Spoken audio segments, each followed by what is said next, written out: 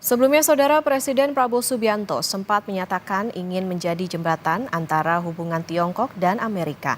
Prabowo berharap kedua negara dapat segera mencapai kesepakatan untuk mengakhiri perang tarif. And they will come to some sort of agreement. I hope. But Indonesia will not choose side, and we like to be friends of No, both sides. no. We respect all countries. We consider China a good friend of ours.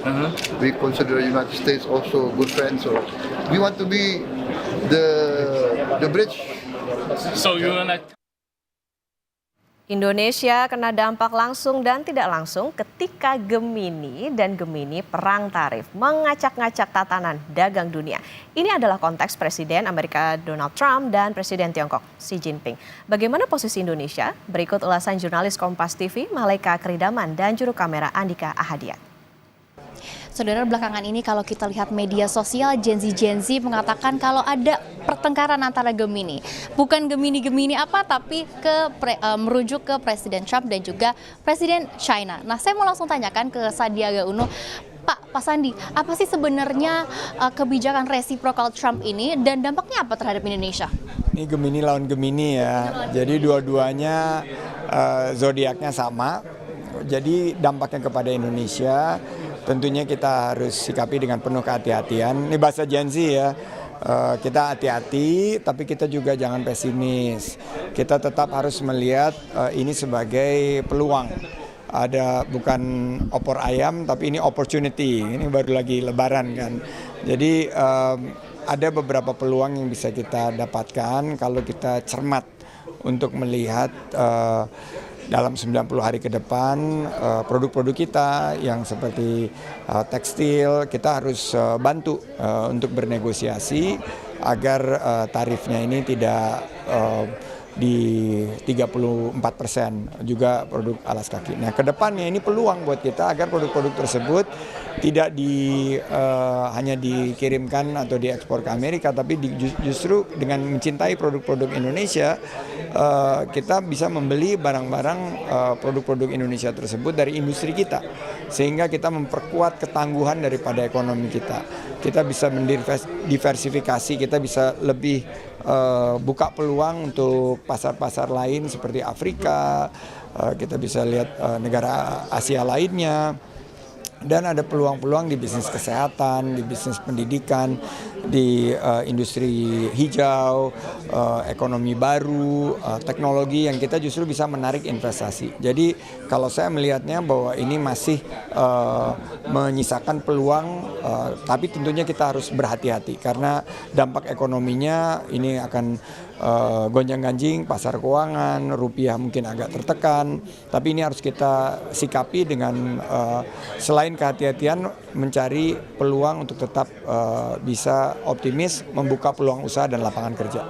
Nah Pak, ngomongin soal opportunity bukan opor ayam, sebenarnya kan ada beberapa klausa ya yang tidak terkena trade ataupun tidak terkena tarif oleh kebijakan resiprokal Presiden Trump ini. Kalau kita lihat ada mungkin mineral, juga ada copper, tembaga dan juga besi. Apakah itu juga bisa menjadi peluang Indonesia untuk mengekspor begitu ya sumber-sumber daya mineral kita? Ya, kita harus bisa melanjutkan hilirisasi karena selama ini kita hanya mengekspor mineral kita dalam kondisi raw material ya, atau belum diproses, belum dihilirisasi. Dan ini sangat merugikan kita karena nilai tambahnya tidak kita terima, lapangan kerjanya tidak tercipta. Nah, oleh karena itu kita harus lanjutkan hilirisasi dan diversifikasi daripada pasar ekspor kita, dan juga kita harus melakukan menarik investasi secara besar-besaran karena Indonesia pasar yang sangat luas. Kita bisa mampu untuk menarik industri untuk mengembangkan pasarnya di pasar domestik.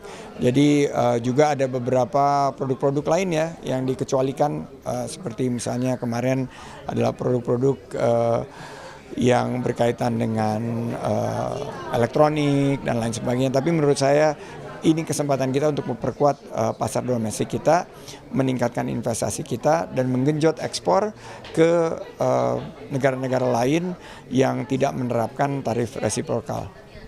Pak, terakhir nih, ini kan masih 90 hari lagi dan masyarakat sudah sangat khawatir dengan kebijakan resiprokal Presiden Trump ini.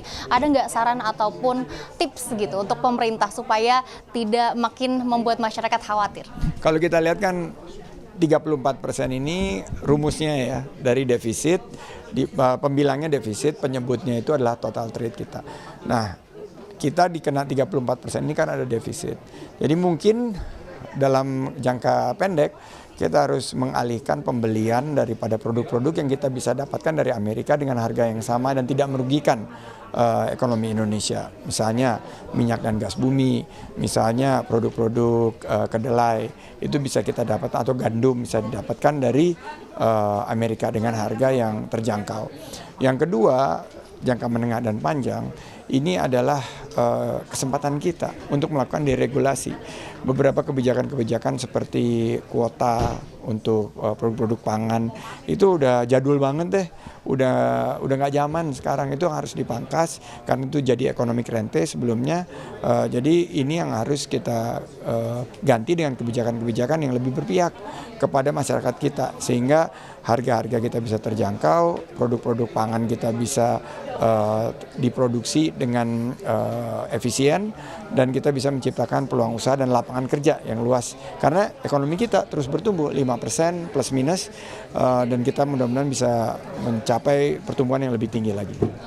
Terima kasih banyak Pak Sandiaga Uno sudah mau meluangkan waktunya untuk diwawancara bersama Kompas TV. Nah, itu dia saudara mudahnya memahami apa yang sedang terjadi, tepatnya kebijakan tarif resiprokal dari Presiden Trump. Namun tadi juga sudah dikatakan oleh Pak Sandiaga Uno, ada beberapa opportunity bagi Indonesia, dan saat ini kami harus masih menunggu nantinya apa kebijakan dan langkah pemerintah supaya pertumbuhan ekonomi Indonesia tetap jalan, tetap stabil, dan kita berdoa bersama semoga ada keajaiban dan kita lihat nantinya apa dampak dari kebijakan resiprokal Presiden Trump ke negara kita, Indonesia. Malika Kridaman, Andika Hadiat, Kompas TV, Jakarta.